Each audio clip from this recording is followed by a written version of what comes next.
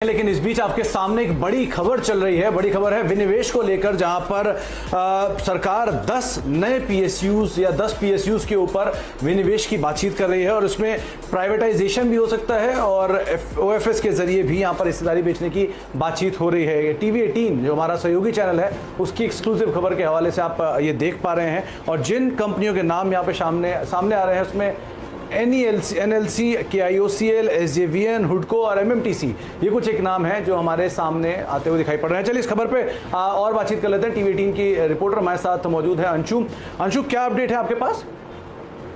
जी, मई 20 को एक cabinet secretary level की एक मीटिंग हुई थी सारे मंत्रालयों और डिसइन्वेस्टमेंट सेक्रेटरी के साथ, जिसमें 10 नए PSUs को इंक्लूड करने की बात हुई है, चर्चा हुई है। सूत्रों के हवाले से हमें ये समझ में आ रहा है कि 7 कंपनी जो कि डिस्कस हुए होंगे उसमें से नेवली लिग्नाइट है, KIOCL है, SJVN है, हुडको है, MMTC, general India insurance, new India insurance, ये 7 कंपनीज हैं। इसके अलावा 3 और कंपनीज हैं जिसमें सरकार सोच रही है कि इसको मार्केट में दोबारा लाया जाएगा। ये 3 कंपनीज मिनिमम शेयर होल्डिंग जो कि 25% पब्लिक होल्डिंग होनी चाहिए एज पर सेबी, उसके लिए FY22 से लेकर FY24 के बीच में लाया जा सकता है। ये 3 कंपनीज हैं Rail Vikas Nigam, railway finance corporation, Mazagon dock ship builders.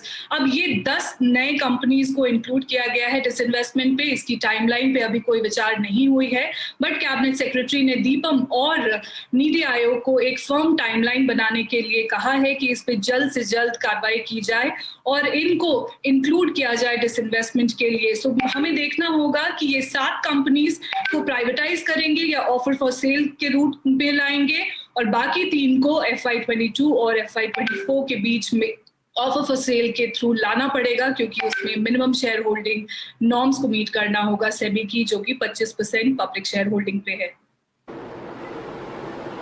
Okay, अच्छा अंशु, 2 बातें इसमें समझ में आई मुझे। पहला, 10 कंपनियों के नाम हैं जिसमें 7 कंपनियों के जो आपने जिक्र किया और 3 नई कंपनियां जो आ रही हैं उनमें FY22 ऑनवर्ड्स 25% की शेयर होल्डिंग नॉर्म को मानना होगा।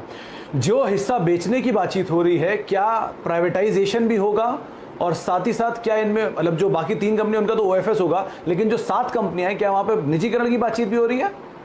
जी देखिए, अगर मैं आपको एक्सप्लेन करूं, ये 10 कंपनीज में मिनिमम शेयर होल्डिंग नॉर्म्स को मीट करना है सरकार को। इस तो 3 पे तो करना ही करना है, क्योंकि IPO के 3 साल के बाद मिनिमम शेयर होल्डिंग लाना पड़ता है 25% पर। वो 3 कंपनी मैंने आपके सामने रखा है, रेलवे फाइनेंस कॉर्पोरेशन, RVNL और मजगांव डॉक शिपयार्ड।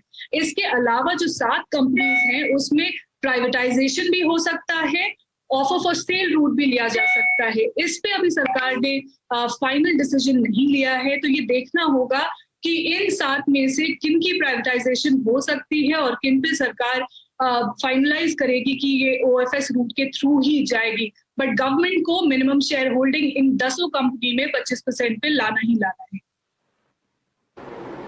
इनफैक्ट आपसे हम बातचीत आगे भी करेंगे, लेकिन एक बार चार्ट्स लेकर आइए। NLC इंडिया करीब 7% ऊपर दिन के ऊपरी स्तरों पर अंशु की इस खबर के बाद कामकाज करता हुआ दिखाई पड़ रहा है। KIOCL जो कि करीब 5% के अपर सर्किट पर लॉक है, 294 295 का लेवल यहां पर देखने को मिल रहा है और NLC इंडिया भी करीब 7% ऊपर कामकाज करते हुए। इसके अलावा MMTC रफली 5.5% का मूव यहां पर भी देखने को मिल रहा है, 60 रुपए 50 पैसे के स्तरों पर यहां पर भी दिन के ऊपरी स्तरों पर कामकाज होता हुआ दिखाई पड़ रहा है। और उसके अलावा SJVN और हुडको, ये 2 और चार्ट लेके आइए जहां पर SJVN रफली यहां पर भी एक अच्छा मूव, करीब 3.5% की बढ़त और 28 रुपए 50 पैसे का स्तर यहां देखने को मिला। और आखिरी में हुडको, यहां पर भी एक अच्छी चाल देखने को मिल रही है, यहां पर करीब 3.25% के आसपास का मूव देखने को मिला। दिन के ऊपरी स्तरों पर ये शेयर भी कामकाज करते हैं। तो 7 शेयर जो आपको बताए हैं सभी आपकी स्क्रीन पर और सब में ही एक जोरदार मूव देखने को मिल रहा है। बहुत